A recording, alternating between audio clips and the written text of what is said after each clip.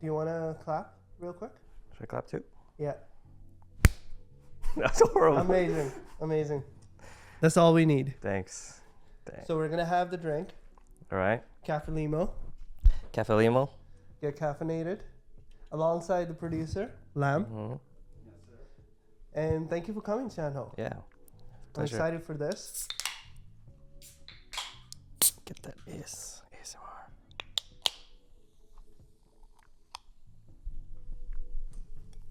My first.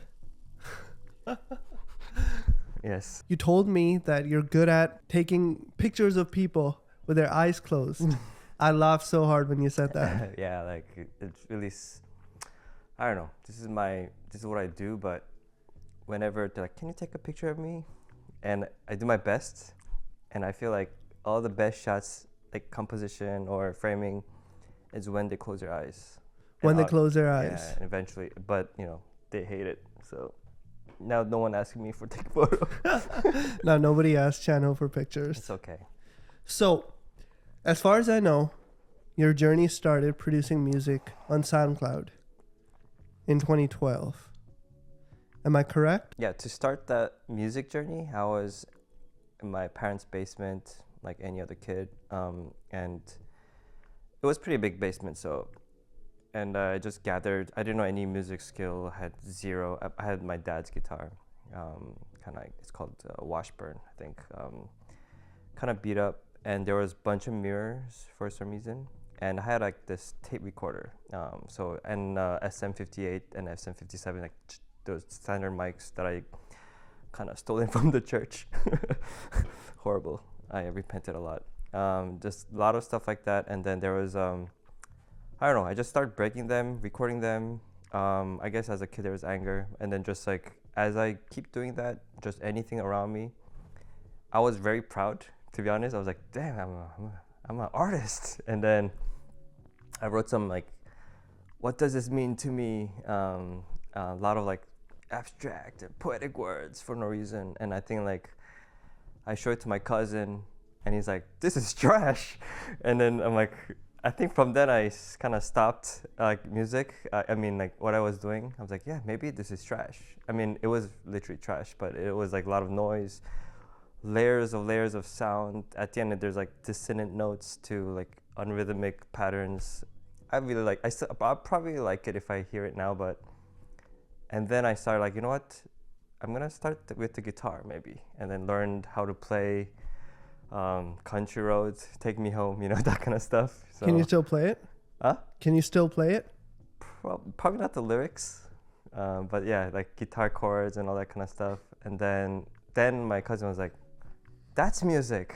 Like I think that's where I hit. I'm like, okay, maybe they don't relate to what I was making. And me too, at that time, I didn't know what I was doing. I was just like making sound for no reason with tools that I have. And I think, I don't know, that time really like, now thinking, like 15 years later, I feel like, what if I continue that route? And what if there was because my cousin is like rational. He's always there for me to support me, whatever, no matter what. But he's like, he's also the opposite of me, in a sense. So he kind of helped me to like, how to communicate with mainstream. And then I think that's where it kind of hit me hard. So that's why I pick up the guitar, play the things, make some songs. And then as I think meet with different people, different friends, jamming a lot. Sometimes you cry, sometimes you shout. I think that was like really the moment I really liked. And then everyone left as their journey to Korea, to Vancouver. And then I started alone. I think that's when SoundCloud started. Oh, wow. Okay. I just uploaded, but at the same time, I didn't know. I just uploaded and that was it, no, nothing else. And since then, I did some gigs and I was doing a busking actually in the States for 3 months as a homeless trip. That's something we can talk about after. As a homeless trip? Yeah. Well, let's talk about it now. All right. So, yeah, when I was 25, with the echo in the back. No, I was just confused. I think after like graduation, and people like, you gotta find a job, you gotta do that, you gotta do this. Asian parent, and not Asian parents. My parents are actually hippies, but I think like Asian community around me, you gotta be a man, So I'm like, okay, whatever that means. And a photographer friend called chanho, he's like, yo, you wanna just go somewhere? Because we were living together for a bit, and I think like, I don't know, like we just booked Greyhound. There was like a 2 month pass that you can go anywhere you want. Okay. For 2 months, it's like STM bus metro pass kind of situation, but all around the States, Canada, and I think some northern part of Mexico. So we just packed, put some travel guitar and put everything we can in our backpack, and we just left for 3 months to States. So we traveled all coast with $0 and with bus pass. At least we can travel to state or city to city. So, and then I had to fight my fear. I was extremely a wussy, like I'm still a wussy. I don't know if that's an appropriate word, but like I was very like shy, not comfortable with myself. So I was like, you know what? No one knows me. I'm middle of like Nashville and playing right beside this amazing country heritage shops and stores, and playing busking, some country music, 2 Asian boys, and we just getting some money, like $5 a day. Yeah. So I think that's how we started the whole homeless trip. Yeah, I don't know, like like when you have nothing, when you have nothing to rely, people, friends, money, even food, and even place to sleep. I slept in Walmart's parking lot, tennis courts, any type. I know I love benches now because there's so many different benches that You slept on? under the bench just for protection, and always looking for cameras so that if I die, at least it's recorded who killed me, or I don't know. A lot of things were thinking in my head, because at the end I don't care about like what type of art I should do. It's more like I need to survive Yeah. the next day. I need to survive to the next city and get enough money to buy those cheap Cuban baguettes and canned food, and in order. Sometimes people give $20. That's like party, I'm like, yeah, we can buy beer and we can buy that. But yeah, that was like a pretty humble journey for me. And I think from that point, it was like a little, after a year or two of that that experience, I think it was like a turning point for me. Like, you know what? I gotta do something, So I think that's where, from like doing like this hippie music to Video editing? yeah, I guess like video editing was like the first job I got when I decided to, I'm gonna be doing anything in video or motion field to tell a story. Yeah, but at that point I didn't know how to start, what to start. I just like, this is it. I'm just gonna go with it. So yeah, that was the homeless trip journey that I had before. And it was around age 25? Yeah. You decided to experience this? So before that, you were you didn't know what you wanted to do. Yeah, I mean, it wasn't like a career path, but I think it was like a good transition phase for me to practice like how I feel, especially entering to how to communicate, not just using words, but other ways. I think that was like kind of refreshing for me. I think I can translate that to when we did jam sessions with other musicians. Like when there's like a same wavelength with other people. Okay. I really enjoy that. Like it's something that it's pretty priceless, where yeah, I think that's what I'm always looking for, I guess, like in whatever I do. And that's why you like working with others. Exactly. Right? Yeah, exactly. I think that's what my dad always keeps saying me, as like an immigrant family. You gotta fly when people walk because you suck, like you're here. I think that mentality was always in my mind, even though my personality like is pretty hippie mind, and also like it's about love and peace. How many people are part of Chivalry? We had 10 people every day, like 6 people at the St. Henry office. There's two people working at Mississauga every day. So Your videography journey, photography journey started later. It was around, what, 27, 28? yeah, something like that. Yeah. And before that, it was music and trying to discover yourself. Yeah, just Things such as that. Gotcha. Exactly. You know, you mentioned something that's called learn versus unlearn. What do you mean by that? Unlearning is like, okay, you know what? If I start from scratch, what are the other things that I can learn from? Besides just creative idea, but just like my workflow, what do I gain from that? And as I practice that just in different things, not just creative, but everything, like with my wife, and how can I be a better communicator, or how can I be a better listener? And I think by unlearning certain things in my life, I think it just I was able to learn more, or the idea of like when you pushing forward, like I said before, like go, go, go. But if you don't have a time to have a pause or have a little snack time or a time for a retreat, I think I often go to a wrong place. Like you need time to reflect? Yeah, reflect, or like just a time for like pause, wait, let's just look at the bigger picture, like that's why I was interested in like idea of like faith or like this Spirituality? Yeah, spirituality or vertical relationship that I want to like kind of dive into more, because what's after death, what's before birth, and I think that those are questions sometimes rise. I don't ask my question every single day, then I should be a monk, but I think like just idea like time to time it comes, and I think like those moments it's so important for me. That's why like when I stop and pause and try to unlearn things that I learned. What are some things you do for yourself that help you reflect? I think main thing is travel. Like I think Travel? finding travel, like because as everyone's busy, like yeah, I'm gonna travel, but I think I've been pushing that away. So after the homeless trip, I didn't travel that much, maybe once a year or once or 2 year kind of thing. But I need to find that time to just escape, not for the sake of escapism, but just escape from this narrow mind and look a bit of a more of a broader view, like kind of bird's eye view, so that I can when I come back I can re-see and rework on the things that with a different perspective. Yeah. And what's your relationship with money?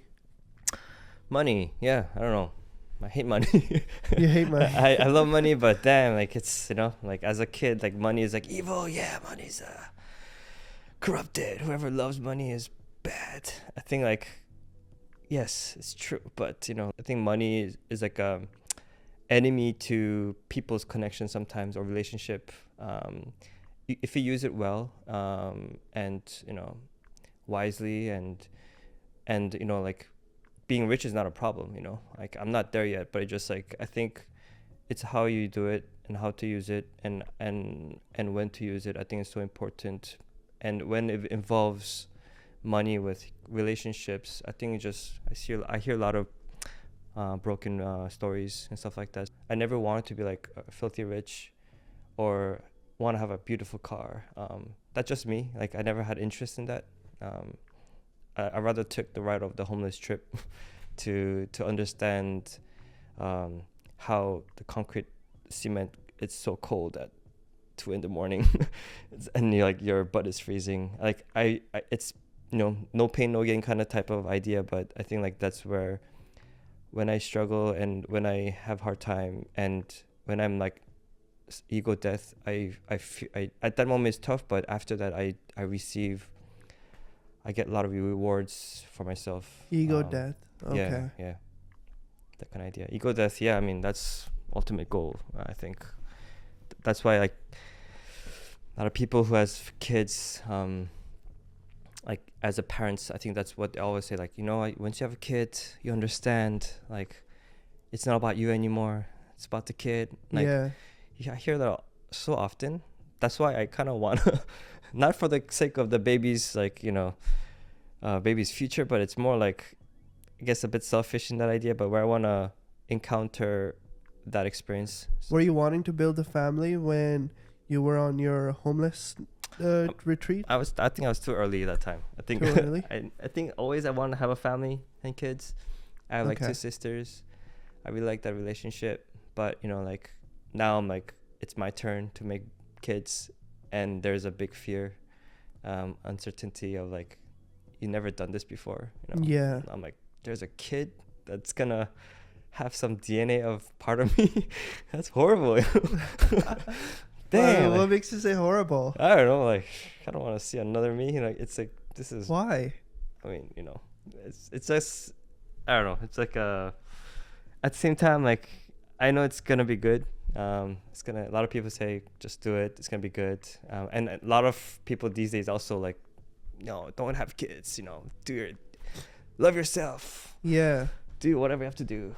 I think that kind of part is like always conflict, but I'm more on the side of like I want to explore more the family route. I want to challenge a bit, see what's possible out there, and you know, not just for the sake of experiencing ego death, but idea of like where I want to mature and you know, idea of like keep going on. But yeah, I think the idea of ego death is always in my mind where I gotta be and lower myself. Will I be correct? You kind of remind me of me, where I feel like you can appreciate yourself a little more. Would you agree? Yeah. I make self-depreciation jokes all the time, and started to like. It's funny. I like it, but then I'm grateful because a lot of people have told me that they're like, "Hey, you need to stop." But I've been doing it for so long, and I feel like there comes to a point where it might get a little too much. Have you ever thought about it? Only if you don't mind me asking. I think idea of self-care, to be honest, I was not a big fan of that word. Like idea of self-care is like, yeah, I believe in like you gotta fill your cup to serve others. That's like kind of like my motto. Like, Okay. Like, cause I wanna create things, not for myself. Like I said, like I wanna, so the other people can relate and so other people can be somewhat from an artistic point of view, also, but also brand, like where they can be benefit from that voice. But self-care is, I don't know, like in that sense, it's great, but I feel like if it's all about yourself all the time, like what happened to the family values? Like what happened to the people around you? I don't know, like even though self-care is just a portion or a step in terms of maturity, but I think like if your life is all about just that, I don't know, it's just a bit boring, you know, like if it just, yeah, you gotta take care, do all the best for what you have to do. You gotta do this and you gotta do that. 5 tips to become the best of you. I think like all that stuff is great. I'll take it, but if that's 24/7, I think it just becomes a bit narrow-minded, hard to listen to other people. It's all about you. I don't know. I get already bored just talking about that. You know, I just like. But what about him? He should be cared. Yeah. About other people, but I agree about like I gotta be equipped. I gotta care myself mentally, physically, emotionally, spiritually, all that, so that you know I can stand properly and help other people, or support whatever I have to do. But if that's the goal is self-care, then I feel like I don't know what's the end goal of my life. Like, what's the point of doing that? No, I think that's a good equipment phase, a good time to like be equipped. But I think like, therefore I should do something, you know, like I think fill in the blank of everyone's different, have different goals. But I think like, yes, it's a necessary step, but I would say it's something that to be considered every day, but not as my focus every day as a creative or as a 30-ish man. Can I ask you a question? Yeah. It's a little personal. Yes. And remember, we can cut anything out. Yeah. Are you proud of yourself? Proud of myself. Damn. Yeah, to be honest, I never say that word to myself, and never, like, that's also my struggle too. Like, do I pat on myself every time I do a project? People, good job. I don't feel I should like learn how to receive also. I think it's also like respecting other people. But yeah, like I have hard time to accept that, and I feel like everything is a practice game. Everything is an exercise. Some people hate that idea because like, then when are you gonna do actual work then? Like in terms of like masterpiece, or this is your like piece as a creative or artist. I don't know, like No, but are you proud of your journey though? a journey. The person that you are today. It doesn't have to be what you have done. Right. Like just you as a person. Yeah, Yeah? I would say so. I mean, okay, well that's great then. There's a lot of things that I would like want to redo in my life. I but mean, like that's obvious. Yeah, there's a lot everyone. of times I had to make choices, and I feel like I'm still comfortable with the choices I've done. Yeah, I'm okay. I don't want to say I'm proud of it, but yeah, I'm okay. I feel comfortable, like at the Feel current state. comfortable? Yeah. Have you ever asked yourself that question before, or has anyone ever asked you? Some people ask me about that, like, hey, that's great. Yeah, but just like I never know how to answer that. Even right now, I don't know how to answer that question. Yeah, it's tough. Yeah.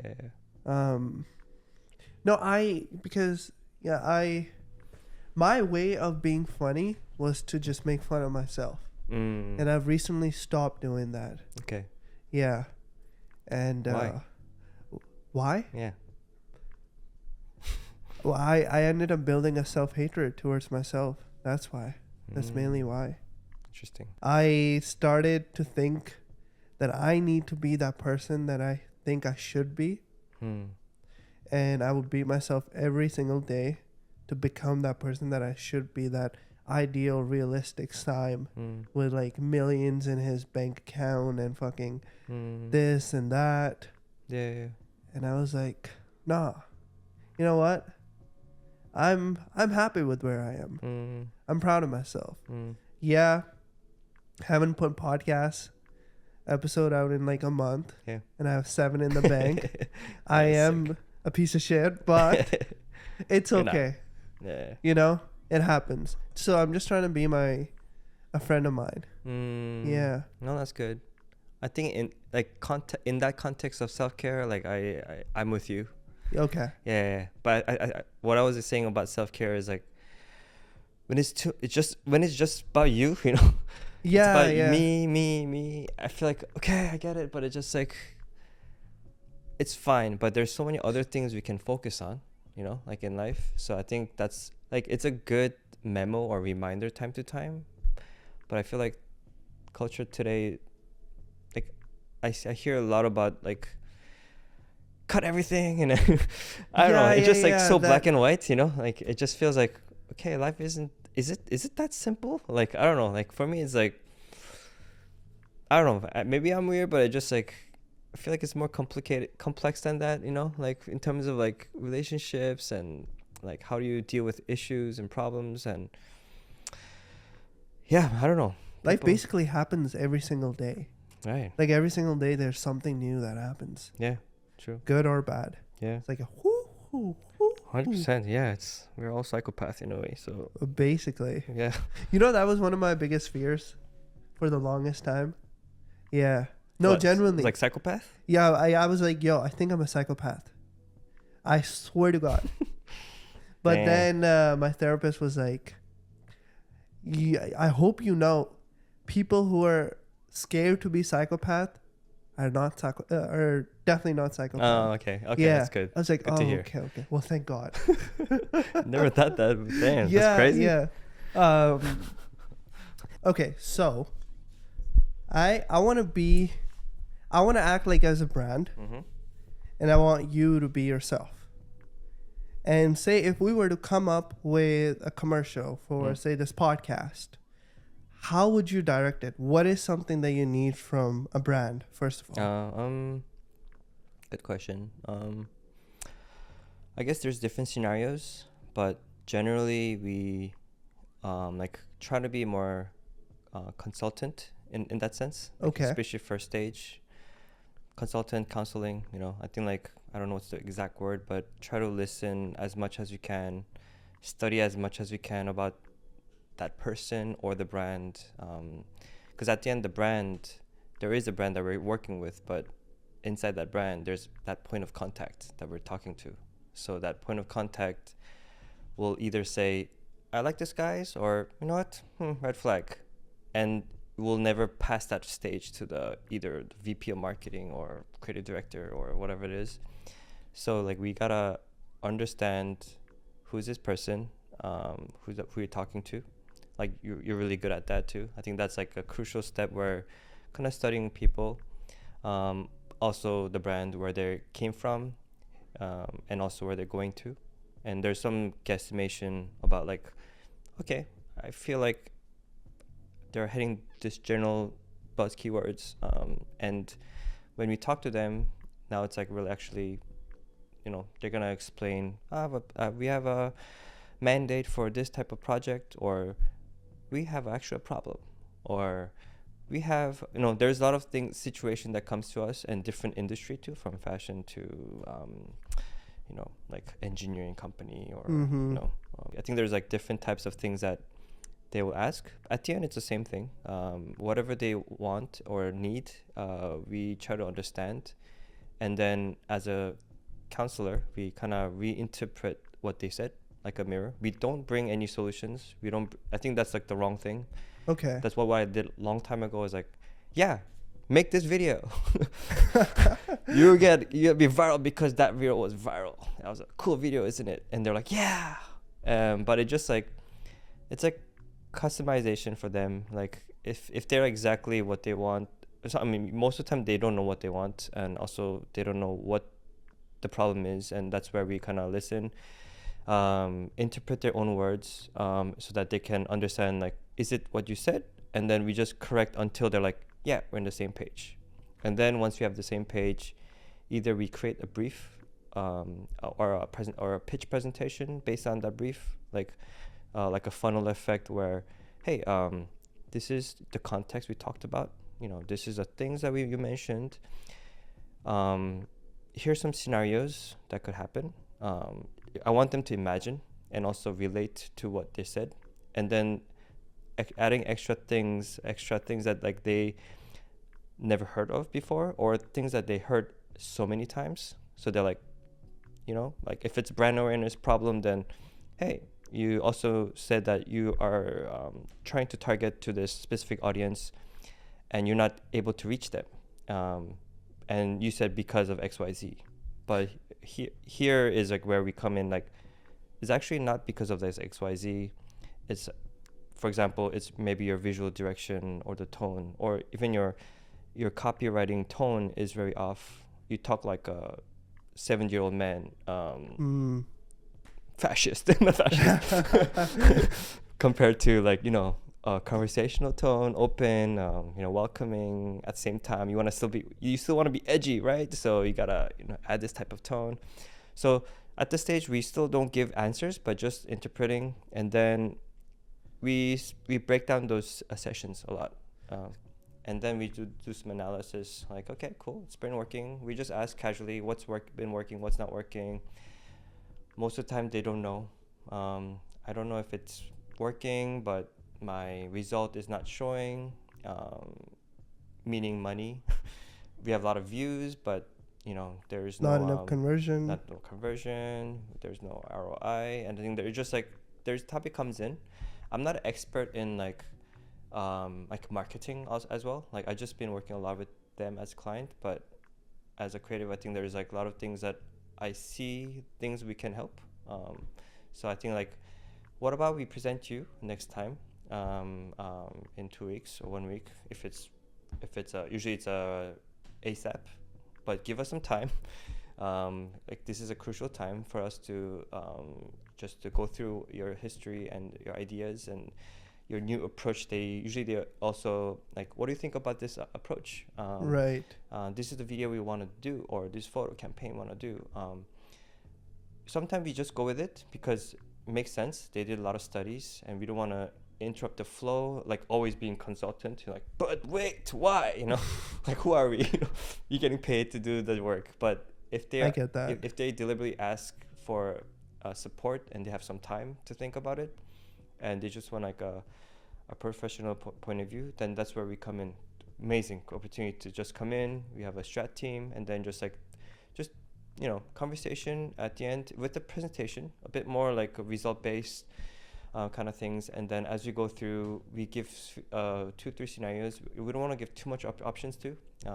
We have a recommended options that you should go with, and why, and when, and how, and do, and all that kind of stuff. Showing some relatable, I don't know. For example, sometimes they want to approach younger kids, so they put Beyonce, but for us, it's like, that's a great reference, but very overall. But we feel like your audience, this specific audience that you want to get, like this very specific niche influencers, major influencers that you should communicate through. But I see that you have no money or budget, so how could we do that? So I think it kind of goes down with the conversation, like.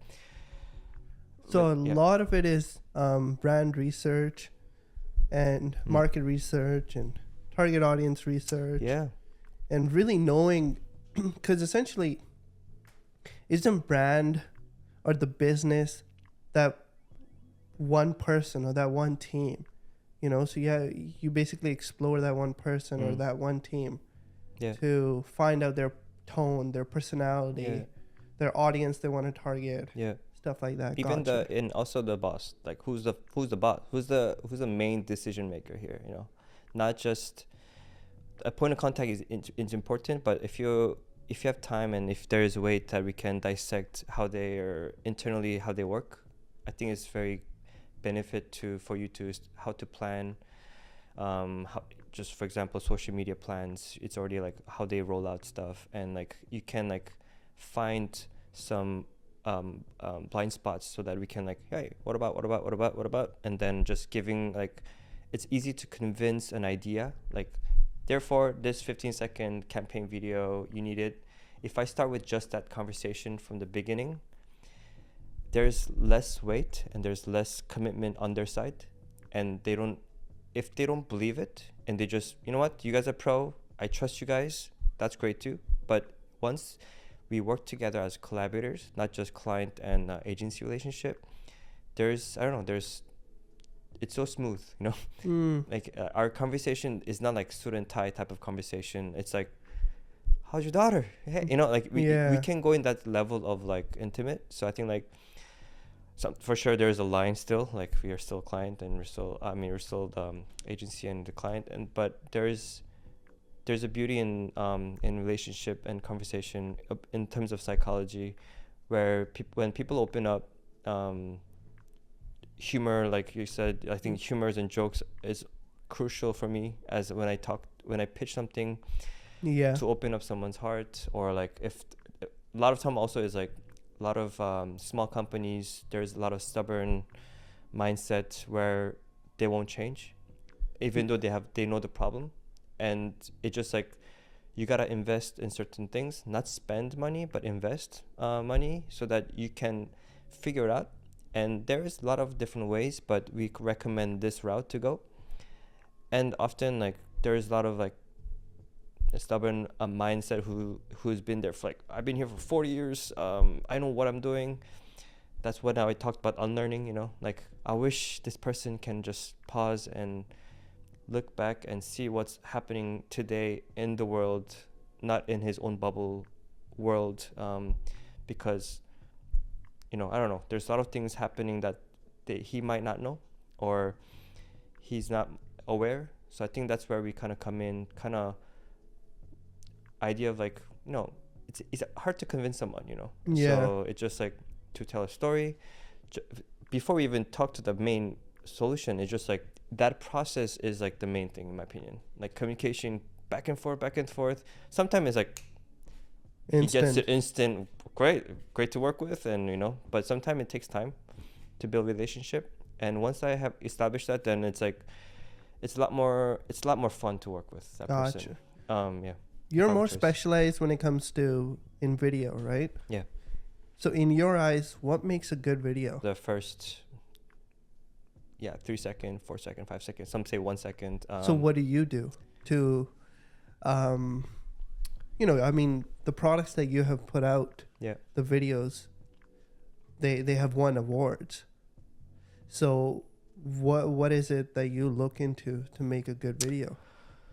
I think like agency context versus personal projects. Okay. I approach it opposite way. Interesting. So personal project, I would take time, and since I'm using some of my opinion, and also if I interview someone as a documentary or using a short film as a character context, then even though that person or character is not me, like I want that person to mention certain things or act certain way so that I can giggle inside, or I can like I can agree with certain things. I can paint that picture versus like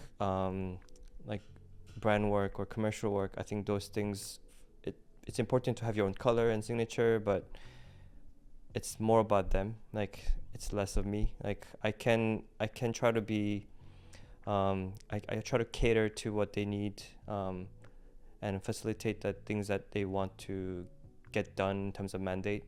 Like if it's brand awareness and they want to target that audience, the specific things by a certain day, and therefore my job is to, whatever it is, make that happen. And in terms of video context, it becomes secondary. Okay.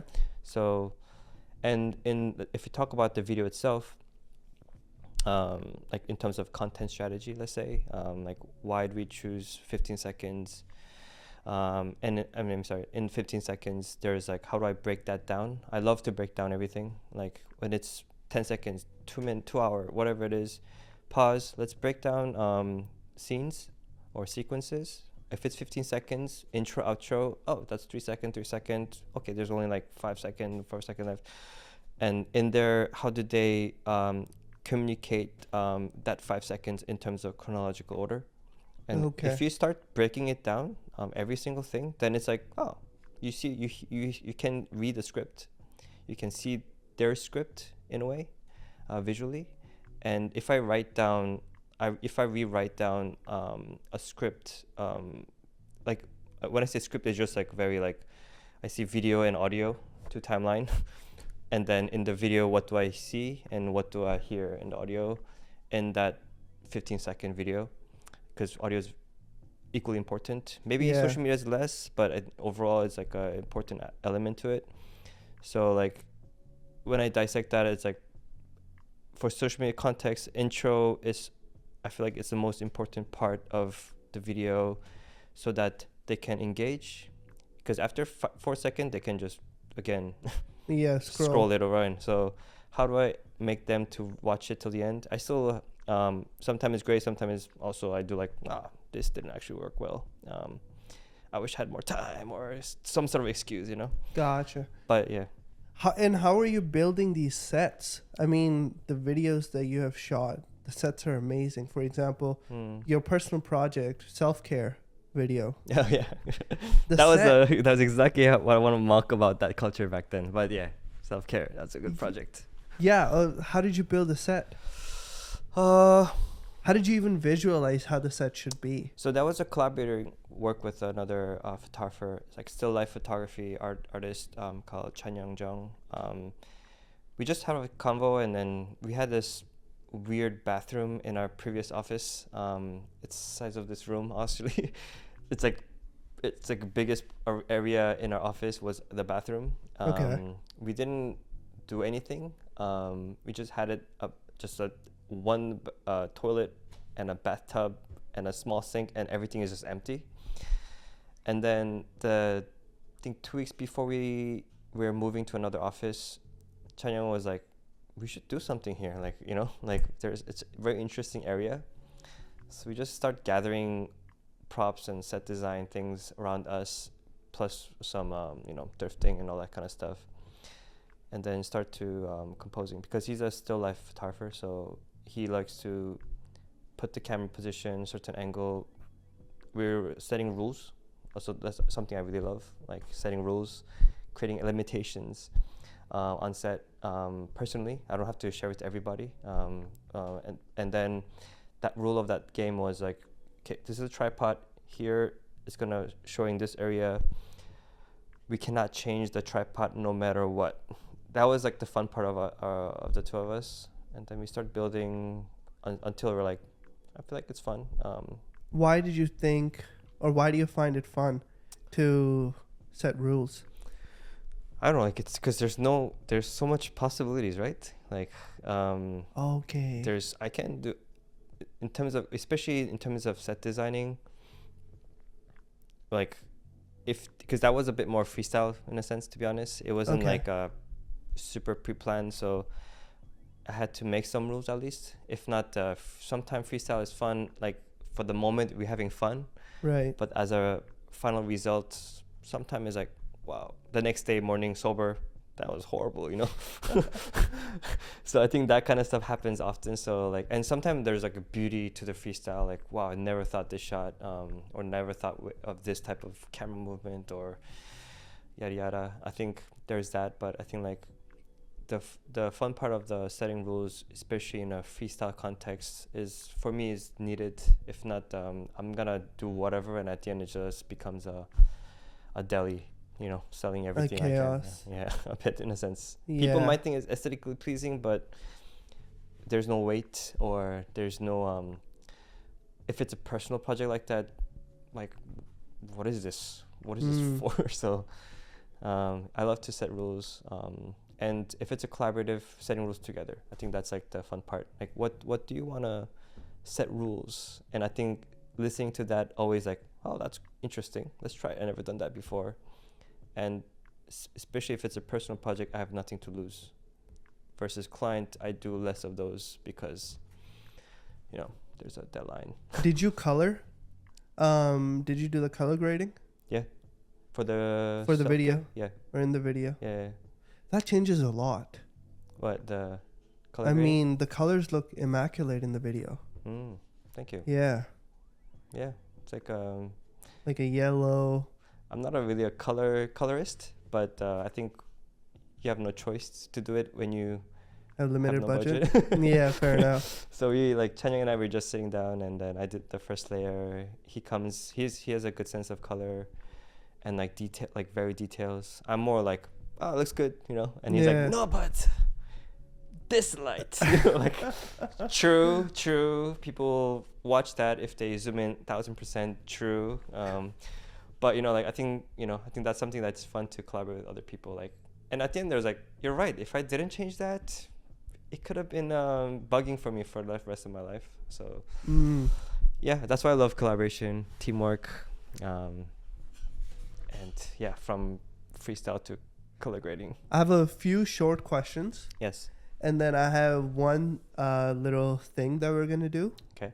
And then we can kind of end this Nice conversation and start a friendship. Nice. That's how I see love it. that. Love that. What brand or project do you have an eye on? We're working with Merrill. I don't know if you know. Oh, yeah. So we're working a lot with, we've been working with them for 4 times. The last campaign we did with them was the biggest campaign we did for them. And now it's sitting in their webpage at their merrill.com. Check it out. It's cool. Yeah. Cool to see. And it became a global campaign. So it was like pretty, a lot of pressure. But, the people that we work with, the client was, I don't know, almost one of my favorite team.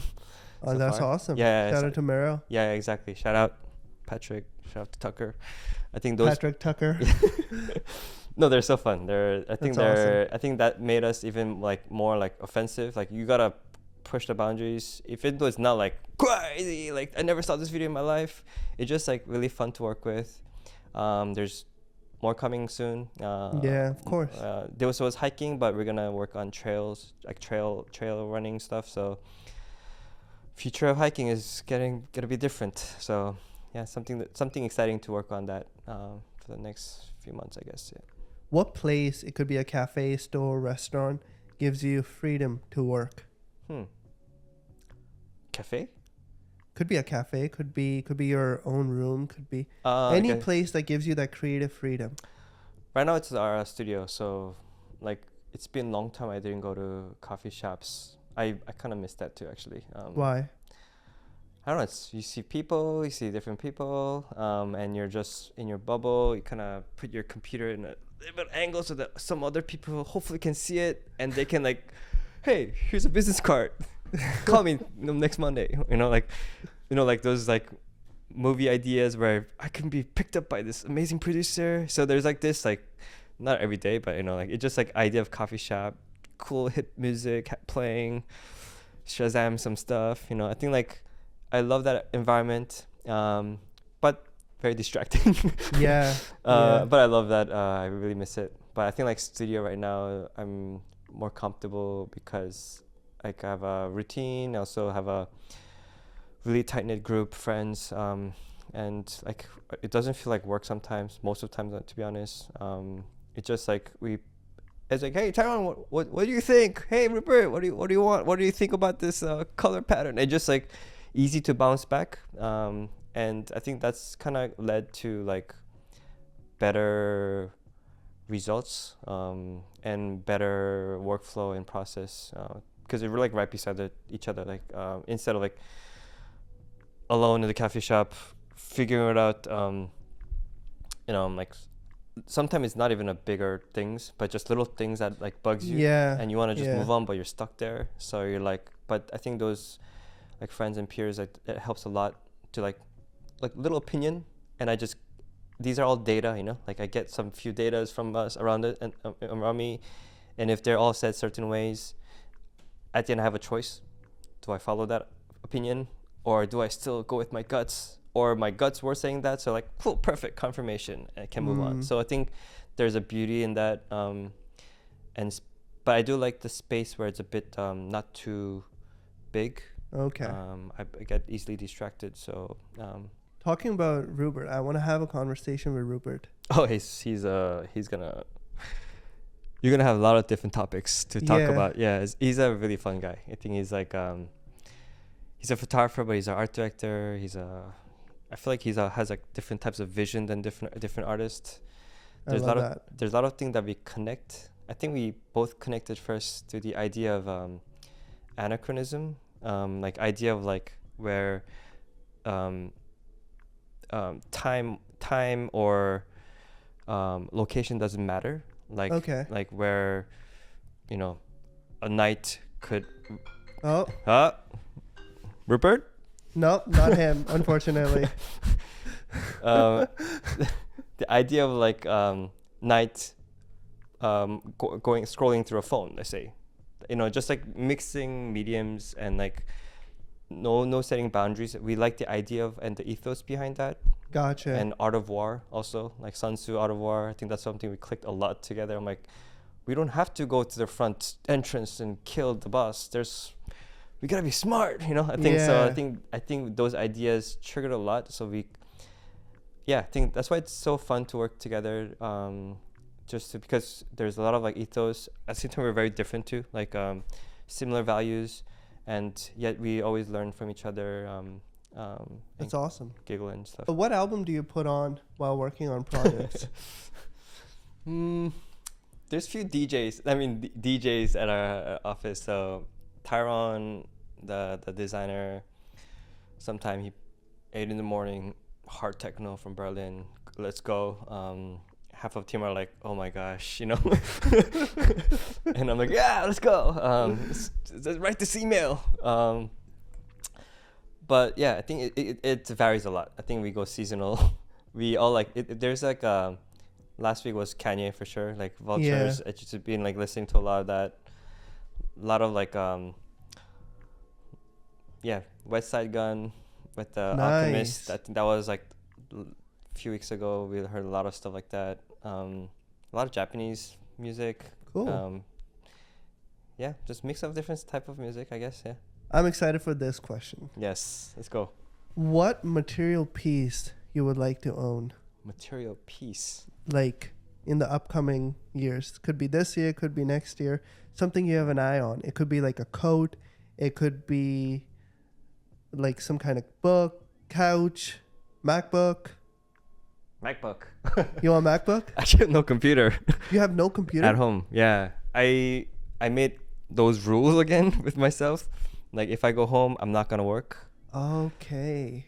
Because I was becoming workaholic, and I was identifying as what I work, which I didn't want to become.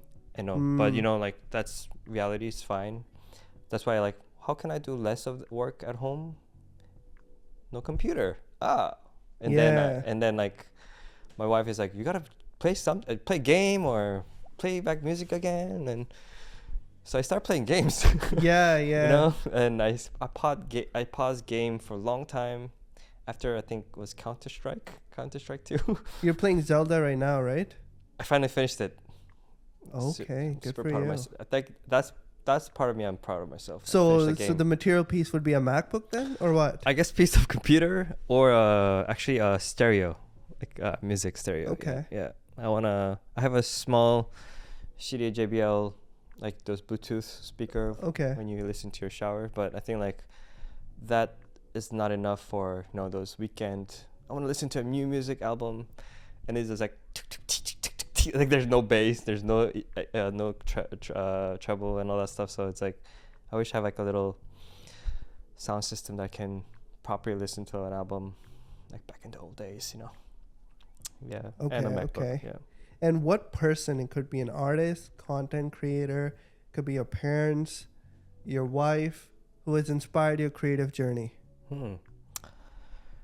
Yeah, boring answer, but everyone, but I think that's like I feel like everyone's closer, like physically closer, feels they're the one who helped me always, but also I always forget like my family who's abroad everywhere, and like I often forget, to be honest. Like I was like, oh yeah, we'll call each other. Yeah, but when you work every day and living your life, I think it's just like people that either like friends or family that left overseas, and we don't really talk that much often, not because everyone's busy, I think, but I feel like everyone contributed, not for the sake of creativity, but just how I can process thinking, how I can calm myself and helped go through the certain traumas that I've been. I think those things really help me mentally and spiritually and everything. So I think that's something that I always underestimate. Okay.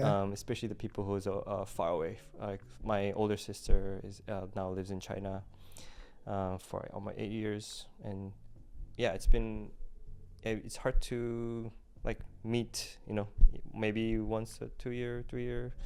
So yeah, for sure family. My wife for sure every day. Like she's the one who's like, yo, calm down, or like you gotta do something, or. But at the same time, she really gives me freedom and like a place to think and a healthy place. And that's obviously, awesome. Yeah. Okay, so last but not least, I'll have you. I'm gonna give you a Sharpie, and I'm going to give you a. What else am I gonna give you? Damn, money. I wish. Okay. If I have money, then I will give you money too. Next time. I'll give you a Sharpie and I'll give you a sketchbook. Okay. And now imagine this paper is a billboard that captures all the creatives' attention in the world. I want you to write something on it. Dang. I have to write something. Yeah. Or draw something. You can do anything. It's your billboard. I think that's it. We got it? I don't know. It took me 1 minute, but I might regret after. No. What do I do with this now? You can just give it to me. All right. Yeah, nice and easy. Here you go. Eat, sleep. Oh, I love it. Look at that. Thank you. That's right. So what does this mean? And why did you put this on a billboard? I don't know, but there's two things there. I guess eat, sleep, poop is what my grandma always tell me. Like, if you live my grandma is from actually North Korea, who escaped like long time ago, and then rest in peace. But I think like she's lived hard life, hard life, and she's like, no matter what you do or succeed or fail, remember 3 things: eat and sleep and poop. If you can do this well, you are the man, So I always think that way.